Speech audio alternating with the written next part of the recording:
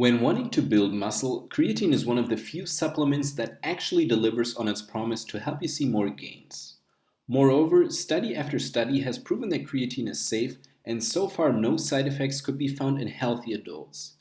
Before we go over how to use creatine properly, let's summarize what it actually does to improve your workout results. Creatine is an organic acid that helps supply the muscle cells with energy during high-intensity, short-duration exercise. Even though it is a non-essential nutrient, because our body can produce creatine naturally, supplementation makes sense as it will further improve performance, mostly through more strength. Without going into too much detail here, creatine helps produce ATP more quickly, which is the primary energy molecule used during weight training. Faster ATP availability translates to more strength, which in turn means more lean muscle gains over time. Along with increased strength, creatine will cause more water retention in the muscles, which makes them appear bigger and fuller. Okay, so how do you use creatine correctly? Here's my step-by-step guide. First, which form of creatine should you use? The research is clear on this one. Creatine monohydrate is still the most effective form of creatine. While its variations like crealkaline or creatine ethyl ester are often sold for more than double the normal creatine price, scientific studies show no additional benefits. If you want to save money without sacrificing results, go with a traditional creatine monohydrate supplement. To make sure you're getting 100% monohydrate, look for the Creapure trademark, one of the most well-known suppliers of creatine monohydrate in the world. When should I take creatine? Creatine doesn't have immediate effects, so its timing really doesn't matter. This also means taking it before your exercise won't lead to increased strength right away.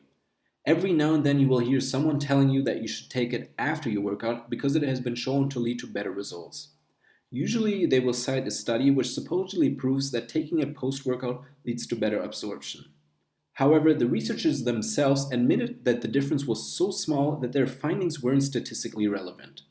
In practice, this means that you can take creatine whenever it fits you best. I personally like to drink it in the morning along with a protein shake, simply because that way I have to worry about one less supplement throughout the day. How much creatine should I take?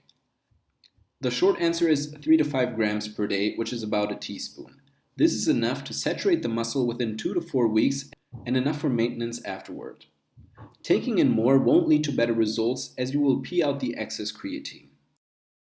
With what liquid should I mix creatine? To be honest, whatever drink you prefer. It used to be common practice to mix creatine with a high sugar drink or some kind of juice, but research has again shown that this leads to no increase in creatine uptake. The spike in insulin levels triggered by the sugar might lead to faster absorption, but as I explained before, this doesn't lead to better performance right away. Do I need a loading phase? No. Some people like to do a loading phase, which involves taking 20 grams per day for 5 to 7 days before switching to the recommended dose of 3 to 5 grams per day. Whether or not you want to do this is up to you. The higher initial dose will lead to a faster saturation of the muscle cells, but only by a few days, and the normal dose will also get you there. Do I have to cycle creatine? No, there are no studies that link continued creatine use with health risks or decrease in the body's natural production of creatine. If for some reason you want or have to stop taking creatine, your body won't undergo any withdrawal symptoms besides the decrease in strength.